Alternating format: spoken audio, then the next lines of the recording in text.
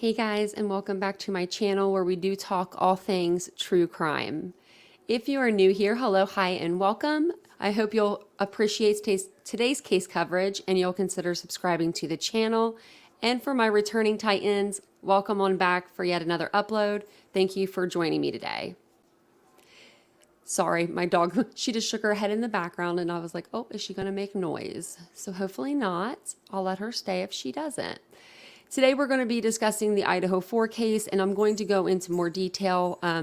We're doing an ABC podcast, and this is going to be part 4 of that podcast. So I wanted to play that for you guys here. We did play it on our live over the last weekend, but I wanted to play it for you guys in case you guys couldn't make the full, 2-hour or hour and a half live. So that's what this is right here. This is a podcast, so there is no video, but I'm going to put pictures up for you guys so that we have something to follow along with. So let's go ahead and get right into it. If you guys wouldn't mind hitting that like button, it does go a long way. And I will let you know that we are on episode 4. Episode 1 was The House on the Hill. Episode 2, The Aftermath. Episode 3, The Investigation. And then episode 4, who is Bryan Kohberger. Episode 4 is what we'll be going over today.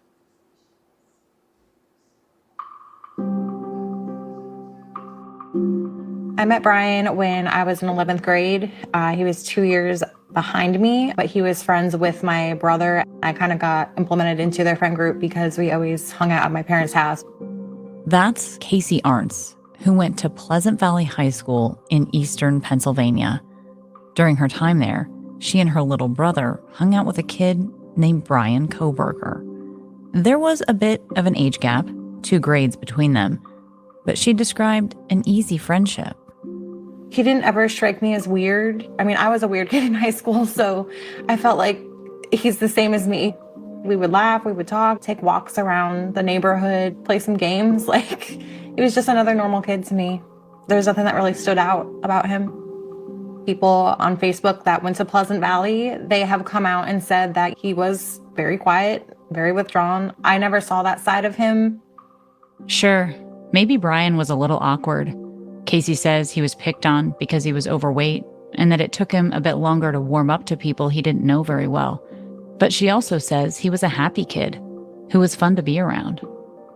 Around me and around my other friends, he was outgoing. I felt like he was safe with us, maybe in his eyes. He just felt like he could be himself. Casey says she and the rest of Bryan's friend group were incredibly important to him and were probably among the people who knew him best at the time. The two stayed friends throughout high school, but lost touch when Casey moved out of state. One of the last things he said to me is, "I love you guys," meaning our friend group. And I will always love you guys, even if we stop talking one day. So at the time, it was really endearing. Now it's kind of creepy.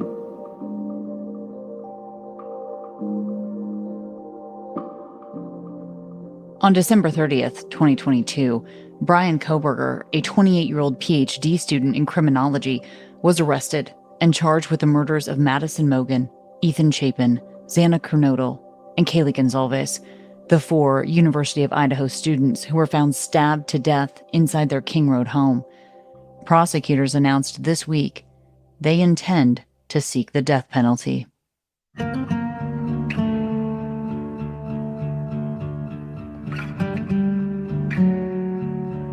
I'm Kana Whitworth. I'm a correspondent with ABC News, and I've been covering this case since the day after their bodies were discovered. In our previous episodes, we've learned about the victims, discussed the fallout from the crime, and traced the investigation conducted by authorities as they hunted for the killer. In this episode, we're turning our attention to the suspect, Bryan Kohberger, who maintains his innocence.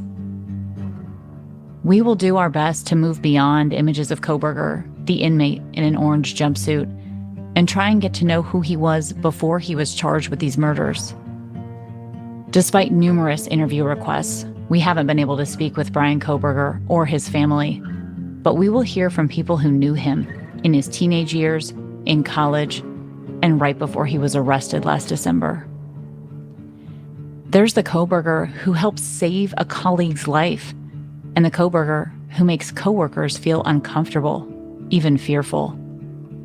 There's the Kohberger who succeeds in school, is passionate about his classes, and impresses his professors.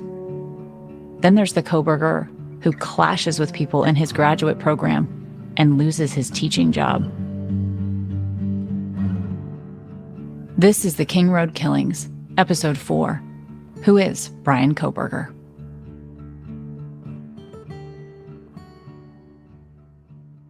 Let's start at the beginning.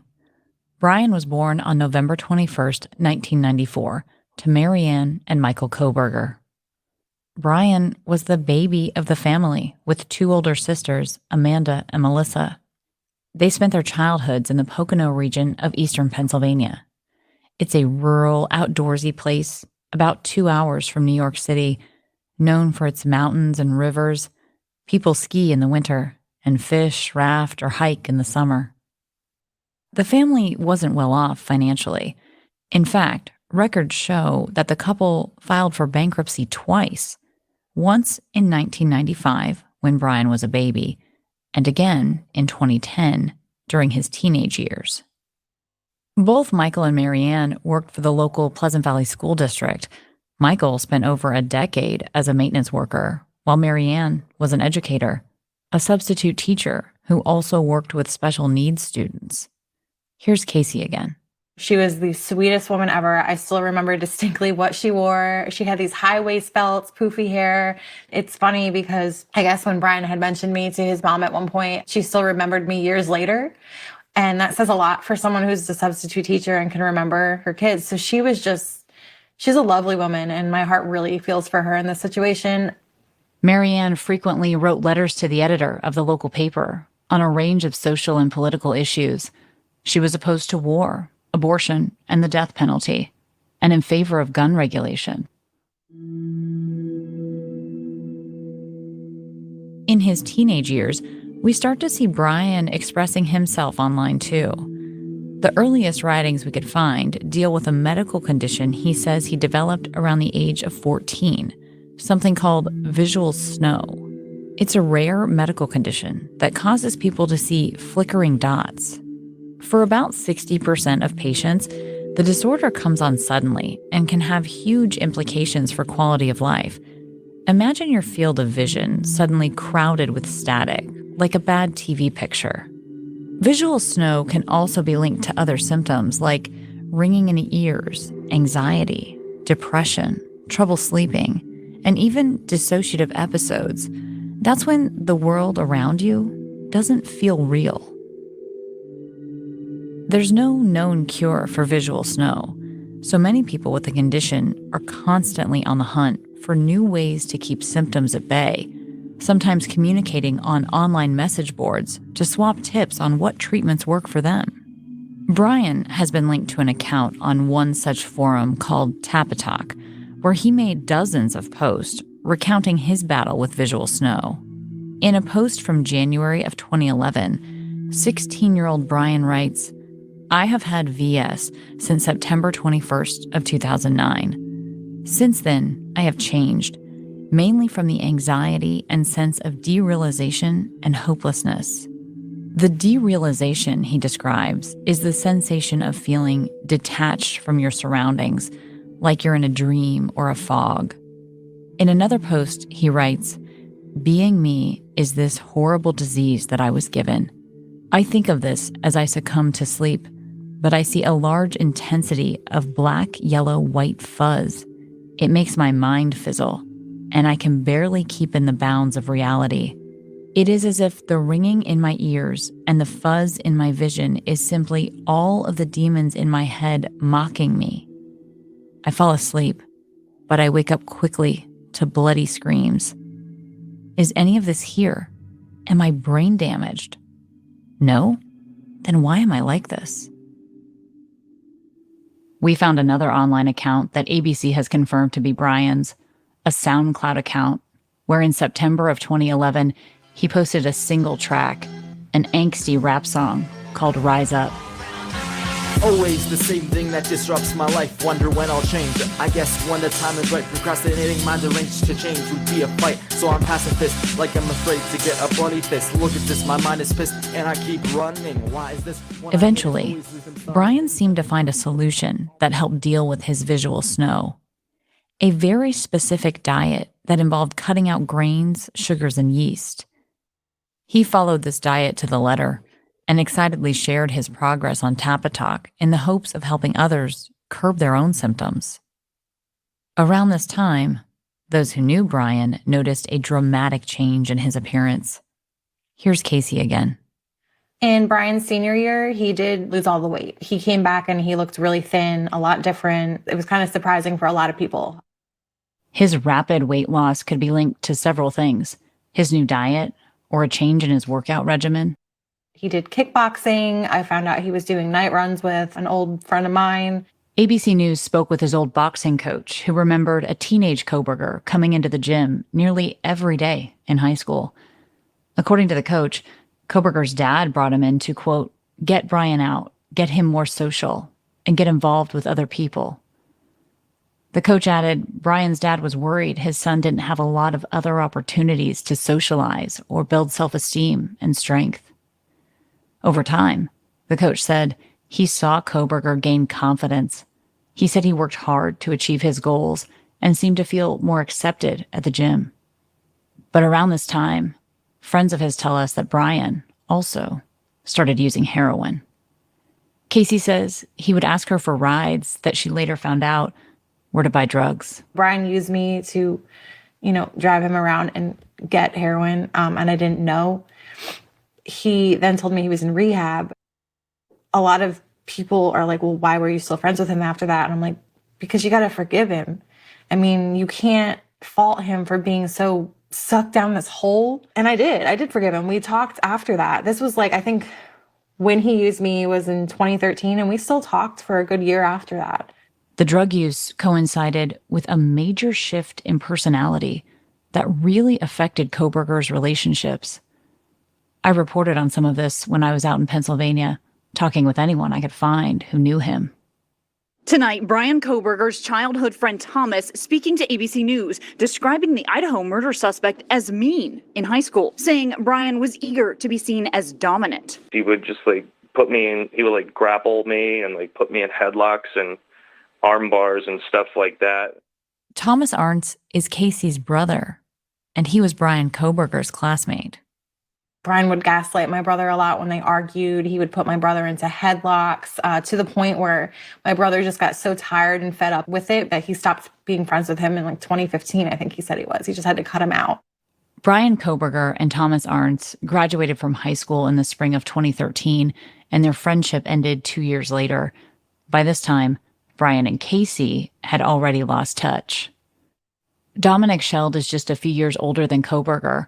Although the two were never close friends, for a while they ran in the same circles, attending many of the same parties in high school. You ran into him in some of these drug circles when he would have been about 17? Yep.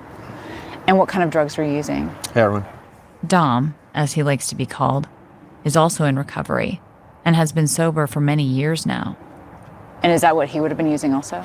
Most likely. If he was in that scene with us, then yeah.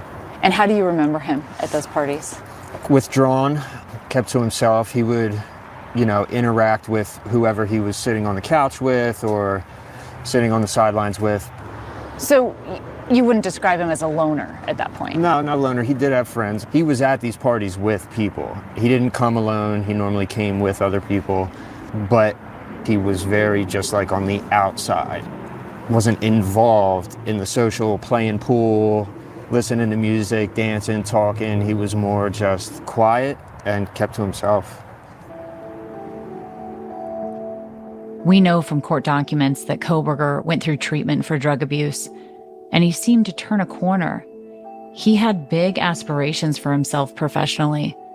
He picked back up on an earlier interest in protecting his community and pursuing a career in law enforcement. Here's Casey again.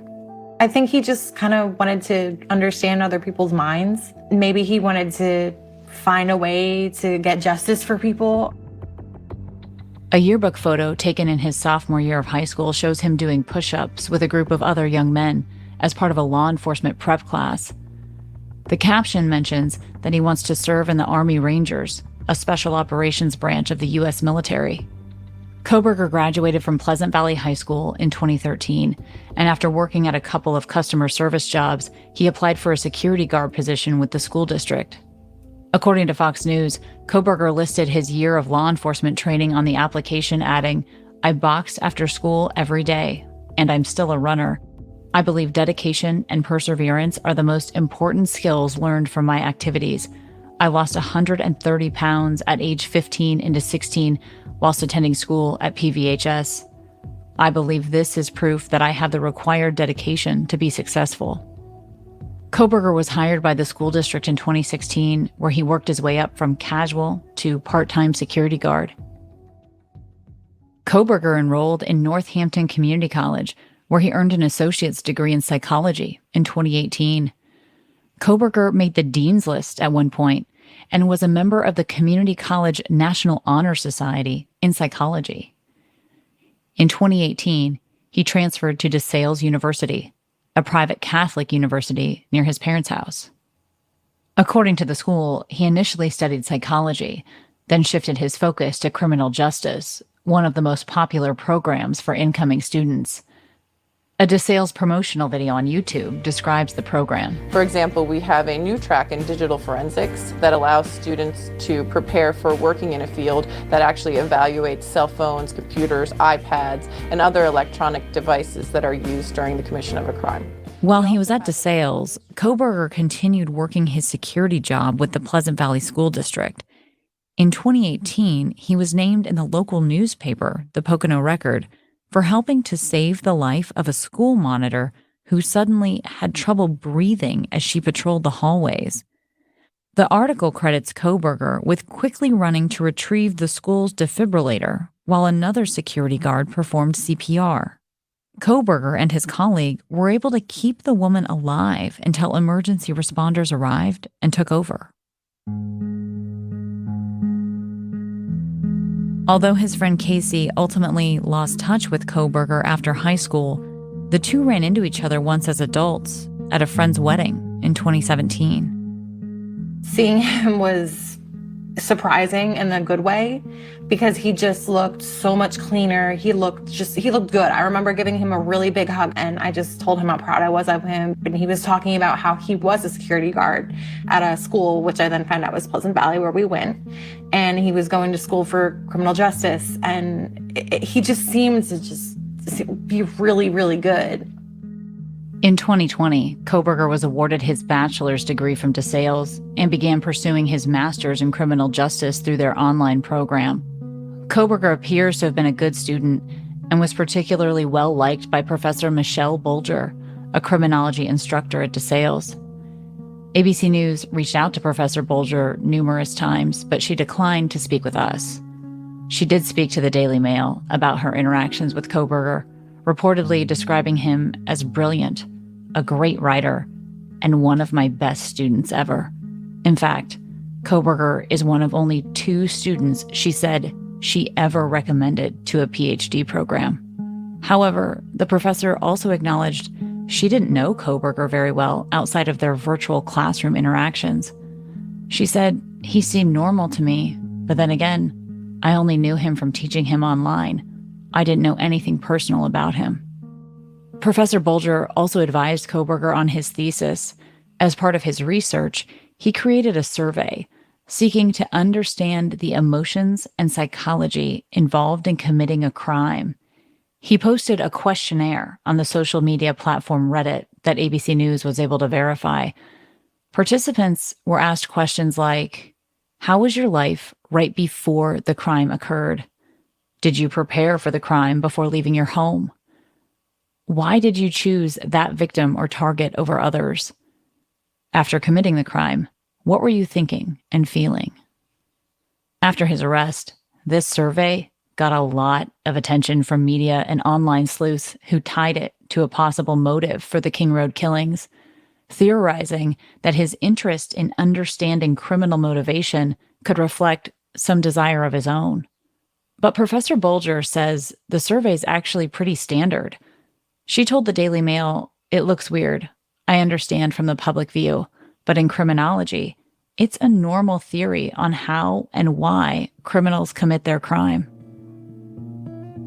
Kohberger, now 27, graduated with his master's degree in June of 2022 and moved across the country to pursue his PhD at Washington State University, right next door to Moscow, Idaho.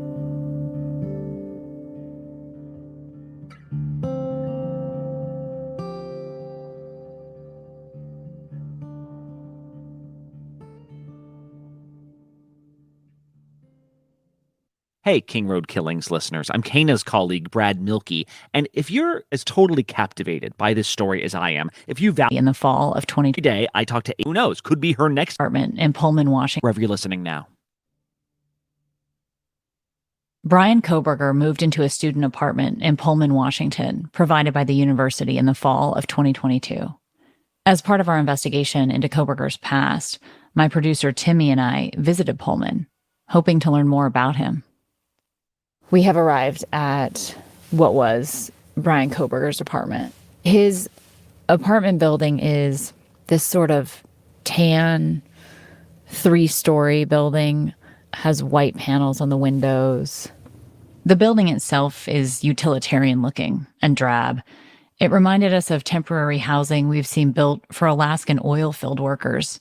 It's made to be torn down when the season is over and workers depart. Kohberger's apartment was later described by law enforcement as sparsely furnished and decorated.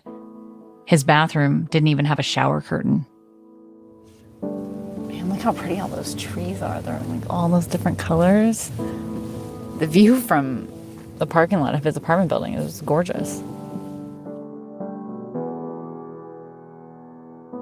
Timmy and I went looking for someone, anyone, who was close with Kohberger during the few short months he was there. We visited places Kohberger might have frequented, coffee shops near campus, the vegan restaurants in town. Kohberger adheres to a strict vegan diet, and there aren't many places in town that cater to vegans, so we hoped one of their employees might remember him. No luck. And as for friends, people who knew him well, we mostly struck out. ABC did track down one of his former students, though. As a PhD student, Kohberger taught undergrads. He worked as a teaching assistant, a TA. Hayden Stinchfield was in one of his classes. He was pretty distant, never was super engaged with us, which, I can't super blame him for because being a TA doesn't seem super fun.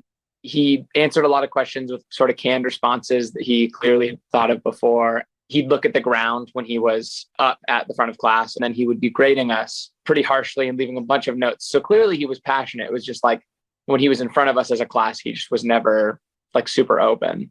Most people just sort of got the vibe from him that he was grading us a little too harshly and that he was a little bit weird when he was actually in class. Not like, any serious red flags or anything, but just a little off and a harsh grader. After months of trying, we were finally able to get an exclusive interview with one of his fellow PhD students. We wanted to shed light on Kohberger's time inside the program, a place where he only spent a few short months in the fall of 2022. The fellow PhD student agreed to speak with me on the record, but she didn't want me to include her name or voice in the podcast. It's a small program, and they felt under siege from public interest in the case since Kohberger's arrest. Yet, she did have some things she wanted to tell me. From the beginning, she says, Kohberger seemed to have a hard time fitting in. Where his master's professor at DeSales gave him high marks, this fellow PhD student at WSU described Kohberger as difficult and unpleasant to work with. She said he was sometimes rude and condescending. She remembers a few times that he became angry over seemingly minor issues, like being docked a point or two in class. On these occasions, she said, Kohberger's face would turn bright red, and he clenched his fists until his knuckles turned white. I spoke with a second colleague from the PhD program who corroborated these descriptions of Kohberger's behavior. The first PhD student told me that Kohberger lacked respect for people's boundaries. In one instance, Kohberger apparently developed a crush on another classmate, repeatedly asking her out and staring at her. This allegedly made her so uncomfortable that the other students made a point of never leaving the two of them alone together. According to the PhD student I spoke to, Kohberger's fellow PhD students began tracking his behavior that bothered them, especially what they saw as disrespect toward female professors. They wrote down how many times he interrupted female professors or skipped their classes. They called it the Bryan tally. Kohberger's classmate told me they thought something was off. As a group, they were raising red flags and telling higher-ups. The university can't speak due to privacy concerns, but we know Kohberger would later face repercussions. In Kohberger's job as a teaching assistant, the fellow PhD student we spoke with told us Kohberger held his office hours at unusual times, sometimes late into the evening rather than the more typical daytime hours. She began sticking around after some of her students complained that he would make them feel uncomfortable during their meetings. Students alleged Kohberger closed the door, which is against protocol, or placed himself between the student and the exit so they felt compelled to stay in his office. Kohberger also developed a reputation for being a tough grader, sometimes to the point of frustrating his students. Hayden, the student we spoke to, recalls one incident that seemed to leave everyone involved, even Kohberger himself, feeling uneasy. We had a midterm exam that a lot of people thought was graded unfairly. So we as a class had like a day where we went in and we were all essentially allowed to just like debate him about our grades and try and like earn points back. But, it was a thing where he argued back. And so we were sort of in this weird like debate for the whole class, 50 of us against one of him. And he was having to field all these questions. But Bryan didn't seem super comfortable. And honestly, none of us were like super comfortable. It was a weird vibe. That was like a turning point, I think. For us, we felt like when we did that, our grades got better. In addition to pursuing his doctorate, Kohberger seemed eager to gain on-the-job experience in criminal justice. Court documents show in the fall of 2022, he applied for an internship with the Pullman Police Department. In his application essay, he wrote that he wanted to assist rural law enforcement agencies with how to better collect and analyze technological data in public safety operations. We don't know if he got that internship, but we can hear his eagerness to discuss the law with a WSU officer when she pulled him over for a minor moving violation around the same time. I think you know why I stopped you. You ran the red light. What actually happened was I was stuck in the middle of the intersection. Yeah, so I was behind you the whole time. Kohberger didn't quite argue with the cop. It was almost like he was trying to explain his way out of a ticket or wear the officer down. Explain that to me a little bit further. So in Pennsylvania, when you're stuck like in their intersection, you have to make the left. So He'd done something pretty basic. He was in the middle of an intersection when the light turned red, and he kept going. So he ran a red light. But he asked the cop for information on the law he'd broken, claiming he's new to the state. It occurred to me that that was actually something wrong, but Yeah. except for the fact that I was blocking. I'm actually just from a very rural area, so we just don't have crosswalks. Oh. Unless I visit an area where there are crosswalks, and then it's not very frequent. Yeah. I do apologize if I was asking. While it's easy to look at these recollections and instances in an unfavorable light given the circumstances, these are only snapshots, now viewed through the lens of the charges against Kohberger. Kohberger was only a few months into a cross-country move surrounded by all new people and seemingly struggling at school. Less than 2 months into the program, Kohberger's standing as a TA began to go south. According to an article by the New York Times, on September 23rd, Kohberger was involved in a so-called altercation with the male professor he was hired to support. We don't know what kind of altercation, but when he met with university higher-ups to discuss the situation, they told him that his work wasn't meeting expectations and created an improvement plan. Hayden, the student in his class, recalls that in late November, a few weeks before the end of the semester, Kohberger seemed to loosen up, both in terms of appearance and his grading. later in the semester, like the last time he came was probably a couple weeks before the class ended. Physically, I remember he looked a little bit more disheveled. He had like some stubble coming on. His hair was a little, messed up or whatever. Nothing like crazy, but enough that I remember seeing him and thinking like, oh man, finals must be really getting to him or something like that. What happens is he started giving everyone just like high marks and not leaving any notes. Our midterm was right at the end of September, the start of October. And then we didn't have any other like graded and marked up assignments until early December. In hindsight, Hayden now wonders about the shift in his TA's behavior. The murders Kohberger has been charged with happened on November 13th. And looking back, that's around the time when Hayden thinks his TA seemed to ease up on his students. It took until like almost a month after the stuff had gone down for the grades to even be noticed. But there was a clear, like, he didn't ever give like really good grades before it, and he only gave good grades after it. While the undergrad we spoke to wasn't keeping close track of Kohberger's behavior, his fellow PhD students were. Remember that Bryan tally, where the other students in his cohort documented how often he was late to classes taught by female professors, missed their classes entirely, or interrupted them as they were speaking? Well, according to the Bryan tally, the Monday after the murders, Kohberger missed class. On December 9th, a New York Times article states Kohberger had another altercation with a professor he TA'd for, and 2 days later, university faculty reached out to Kohberger to schedule a meeting about the incident and discuss his standing in the PhD program. The PhD students I spoke with confirmed Kohberger lost his job as a TA. That meant he would lose his tuition waiver, his stipend, and his medical insurance too. At the end of the semester, Bryan's father flew across the country from Pennsylvania to meet up with his son. The two would drive back to the Poconos together. By December 13th, their drive was underway. They took Bryan's white Hyundai Elantra.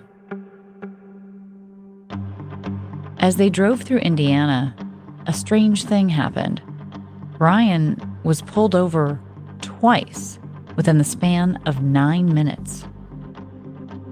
Hello. How you doing? How y'all doing today? Pulled you over for tailgating.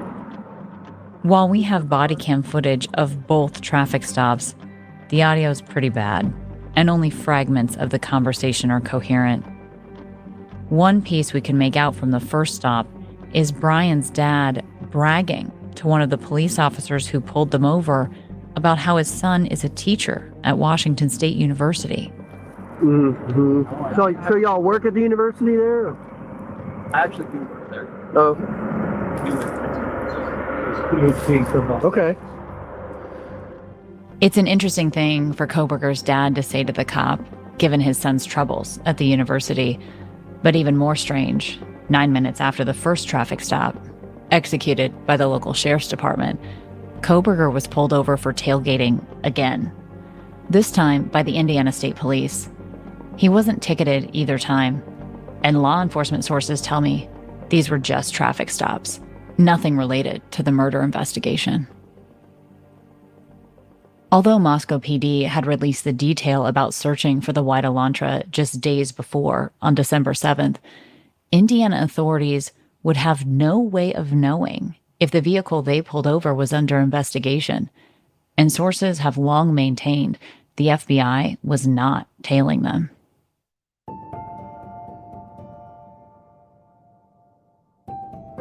Kohberger and his dad were still on this road trip December 14th, while I was back in Moscow doing that ride-along with Sergeant Sproat, the officer who told me his gut instinct was the suspect was still in the area.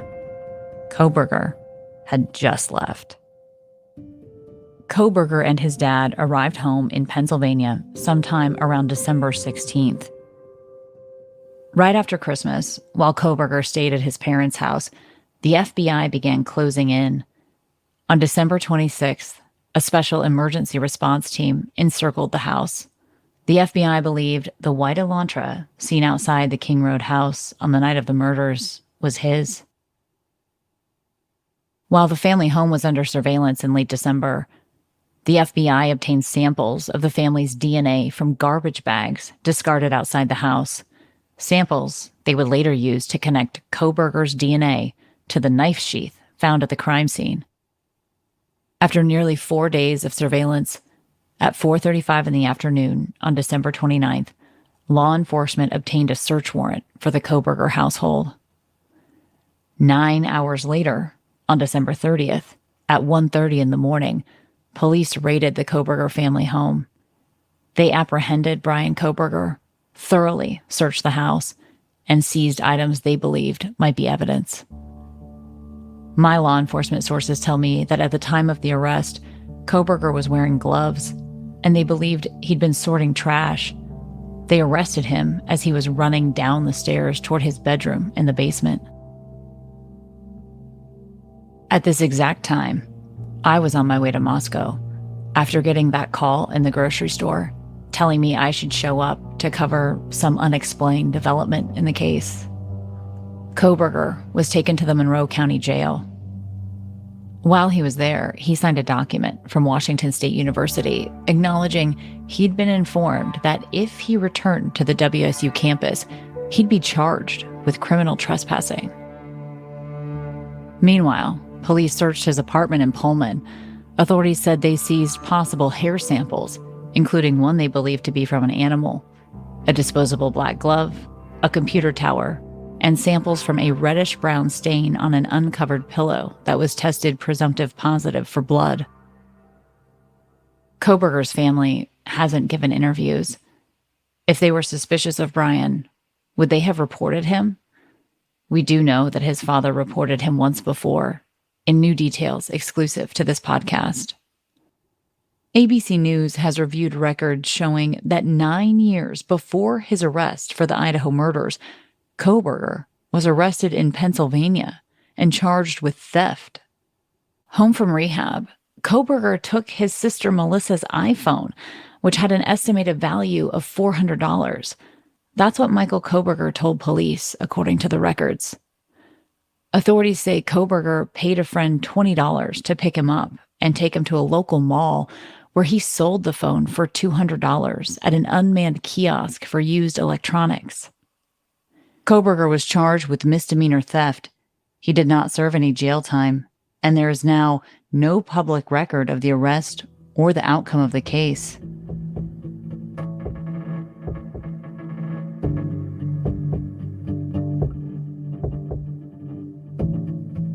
After their son was charged with the 4 Idaho murders, Kohberger's parents were subpoenaed to testify before a grand jury in Pennsylvania.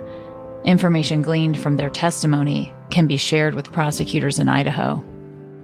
The lawyer currently representing Kohberger's parents had no comment about the details surrounding his prior arrest. Kohberger's trial isn't set to begin until early October. We'll take a closer look into evidence for and against him in our next episode. Jason Labar, Kohberger's former public defender in Pennsylvania, told me when we spoke several months ago that he worries many people may have already made up their minds about Kohberger's guilt. You think he's being tried right now in the court of public opinion? Oh, he's undoubtedly being tried in the court of public opinion. Since the gag order went into effect, I haven't read or seen one story that was beneficial to his case. In January of 2023, an Idaho judge issued an order prohibiting attorneys, law enforcement, and others involved in the case from talking about it publicly. Given all the media attention surrounding the case, this forced silence is meant to protect Kohberger's right to a fair trial. Recently, there was a hearing about a request to lift the gag order, which was brought by a coalition of media organizations, including ABC News. Kohberger's attorney, J. Weston Logston, said the enormous amount of press about the case has been pretty one-sided against Kohberger. He added, nobody wants to burst the bubble of the mob that the media is forming against his client. Labar isn't subject to the order because he no longer represents Kohberger. Outside of the gag order, because there's the gag order in Idaho, but why isn't anybody talking on his behalf?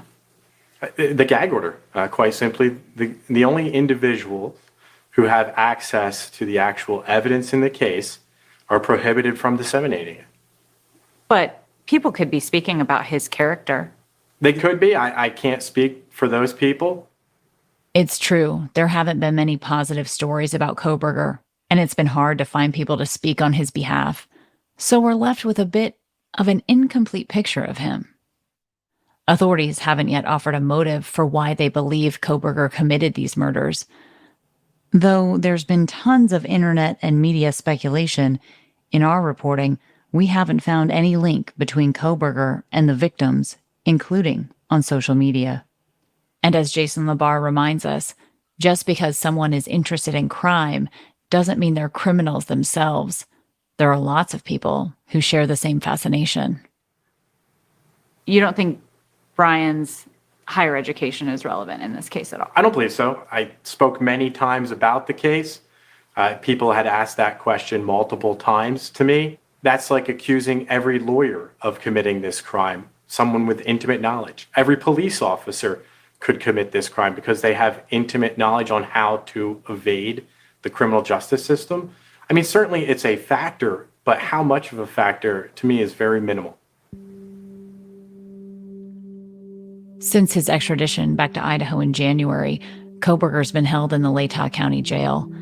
With his trial still over 3 months away, the Coburger family, the defense team, and according to Jason Labar, Kohberger himself seems acutely aware that the legal battle will be long and arduous. But the defense is laying the groundwork to fight the charges that now carry the death penalty. In a recent court filing, Kohberger's defense team stated, "There is no connection between Mr. Kohberger and the victims. There is no explanation for the total lack of DNA evidence from the victims in Mr. Kohberger's apartment, office, home, or vehicle."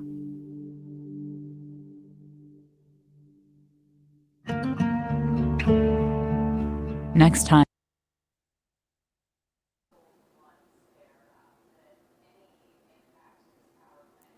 Let me know what you guys think about this part of the podcast. This is part 4, Bryan Kohberger.